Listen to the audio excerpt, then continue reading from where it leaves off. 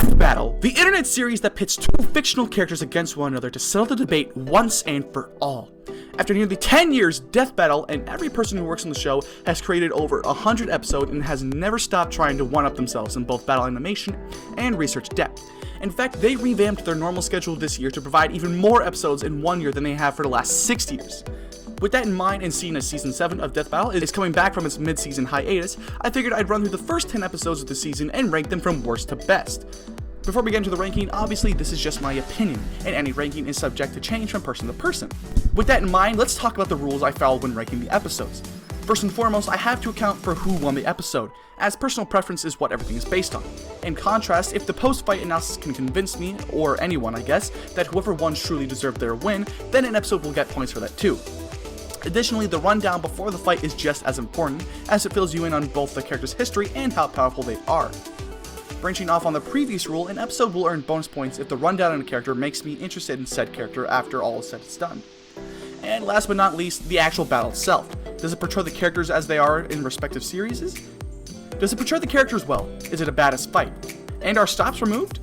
With that all out of the way, onto the ranking. Coming in at the bottom of the list is the episode that featured two characters I knew nothing about. That obviously shows why this one lands so low on the list. In contrast, I did thoroughly enjoy the rundown for both characters. If I was more of an anime fan with more time to watch both series, I would for sure be watching both respective shows after this episode.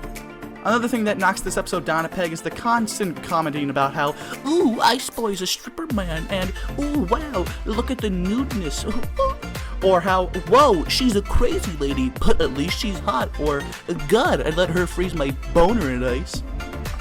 Not only that, but the battle doesn't really leave me on my seat all that much. The rundowns would leave you to believe that they're almost the exact same with their power sets, except for the fact that one is far more powerful than the other.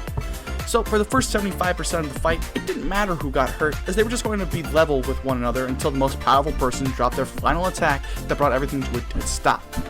The last thing I'm going to comment on about this episode is how the rundown sort of gave away who the winner was without doing the old Death Battle tactic of, oh, let's give them numbers for one feat, but then not do it for another character. They were very straightforward about who was more powerful, and I give them props for that. Coming in at number 9 is Black Canary vs. Sindel. Two characters I know, and yet it's only barely better than my least favorite episode. The rundowns themselves were very well done. They covered the characters' histories fast yet accurate, and the science was all very on point. And the post-fight breakdown wasn't easy sitting. Additionally, the fight was incredible. If Death Battle is good at one thing, it's having such an incredible sprite art team for the sprite fights that they can rival the 3D or hand-animated episodes. The fight itself was scripted well, and honestly nailed the personalities of both characters to a T. Not only that, but the fight was more of a constant clash than the common person A hits person B before they trade and trade again, and then C, and then the thing ends. Which deserves a lot of respect. Where this episode falls short, however, is merely the fact that one character I rooted for lost, and that's about it, really. Again, this is an opinionated list. On to the next number. Number 8. Oh boy, let's talk about an episode that was wild.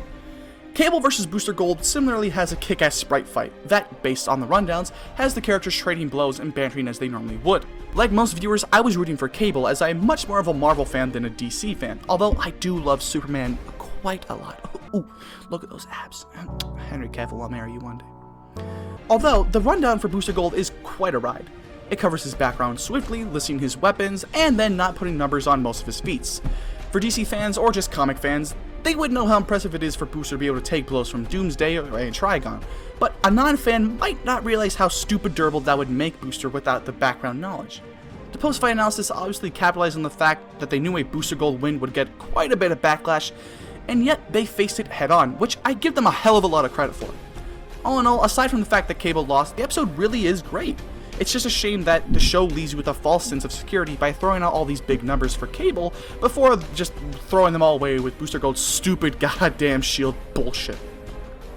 Coming in at number 7, Danny Phantom vs. Jake Long American Dragon was an amazing episode that unfortunately couldn't shine as bright as it does due to all the other kick-ass episodes from this season. I knew a little about both characters, with just a little bit more of background with Danny, so admittedly, this episode gets points for my preferred character getting a win. Of course, I can't just let it get by on that alone. The rundowns were a lot of fun with Boomstick singing, as well as the fact that the said singing got the episode copyright claimed, and then got the video taken down for about an hour or so. Oh, YouTube, good copywriting times. Additionally, the rundowns were concise and move fast, but not so fast you can't get a good read on the characters. The fight itself gets bonus points, as it was done differently than most sprite fights, as the team behind the fight had to draw the characters and then make those drawings into sprites, which deserves so much praise from any viewer. Because, I mean, come on, this just looks incredible for self-made sprites. One thing I will complain about is when they compared Jake's fire breath to a bomb without giving it any numbers, whereas the dragon Danny fought had stats put on screen. This came back to bite Jake in the ass during the post-fight breakdown how many leagues Denny's powers were above Jake's. Sorry, kid. Number 6. Rounding out the bottom half of the list is Miles Morales vs. Static. This episode was so much fun!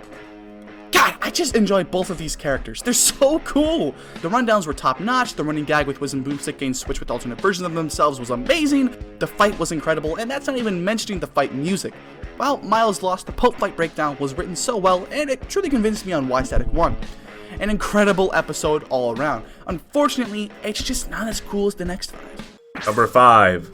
The kick-ass 90s television action show Teen Leaders Debate is settled in Leo vs. Red Ranger Jason, and it is a sweet, sweet little chef's kiss sort of episode. For starters, Jason wins. Great! The guy I was voting for won. Not only that, but the rundowns were quick and smooth. Ooh, smooth as butter, just a little chef's kiss. Additionally, the rundowns were super enjoyable as a recap for both characters. The fight was coordinated very well, and the characters were written so in tune with their counterparts. But I will be fair and take points from this one, as it baited the audience by giving Jason some strength stats without giving any numbers for Leo. All in all, a sick episode that was a fun ride with a great ending. Number 4. What's better than a sprite fight between two of your favorite characters from your childhood? A hand-drawn battle against two characters you enjoy from the last 5 years of taking in media. Genos vs. War Machine is another banger of an episode with smooth rundowns, great jokes, a stunning fight, and a completely understandable post-fight breakdown. The few things I have against the episode are just more instances of showing the numbers for one character and then not for another one, and just the absolute stomp on Genos. Genos? Genonons. It doesn't matter. He lost. I mean, my god! Have mercy! Number 3. She-Ra vs. Wonder Woman is one of the best looking fights in all of Season 7. I mean, just look at this $1 million set piece. Not only are both rundowns a lot of fun, as well as extremely informative, which is a great thing as I learned a whole bunch about She-Ra, who I knew nothing about, and learned more about Wonder Woman, who's been seen twice in the show before. It was a shame though that I was able to tell how hard She-Ra was going to get stomped very early on, and this is mostly due to knowing Wonder Woman's feats from her previous episodes, in which she's like 8 quintillion times faster than light and can endure just the most stupid of things. But the one thing that hurts this episode is another case of showing stats for one character but not doing it for the other, which I guess doesn't matter since you could tell just how much more powerful Wendy is than She-Ra after carrying over her feats from before. Most of my minuscule complaints are drowned out by the outstanding battle automation. Again, just look at this. The post-fight breakdown is smooth and it has some very good jokes, and ends on as best of a pun they could get. Number 2. Is this fight a stomp? Yes. Does this fight do the cliche of using numbers for one character but then using different units for another? Yes. Is this fight one of the best looking death battles of all time? Hell yes! Now you might be thinking, hey, you just listed several things about why this episode would be lower on the list. Why are you putting it so high? Well, simply, this episode is still one of the most fluent and smoothest looking of all time, let alone this one season. And again, Death Battle looks so clean. I mean, compare this fight to Goku vs. Superman 1, and you see just how far Death Battle has come. Number 1. What does the best Death Battle need? Smooth and entertaining rundowns, a clean and exciting battle, and a post-fight breakdown that is both compelling and convincing. Obi-Wan Kenobi vs. Kakashi is an episode that checks every box and then proceeds to do it even better. The animation team was right on the money with the fight, not only displaying incredible action, but also telling a 3-arc story as all great fights do. Introduction: Obi-Wan crashes in Konoha territory and Kakashi has to remove him. The climax: Obi-Wan has his mind manipulated by Kakashi before he escapes using his true power. Resolution: Obi-Wan splits the uncivilized SOB in 2. Hell yes! And while this match was a massive landslide victory for Obi-Wan, it still holds its position as my number 1 episode of Season 7 so far. With that in mind, this video is done. I'm extremely excited for Death Battle to be returning this August. It's been a hell of a season so far, and I got a feeling the second half is going to blow the first one out of the water.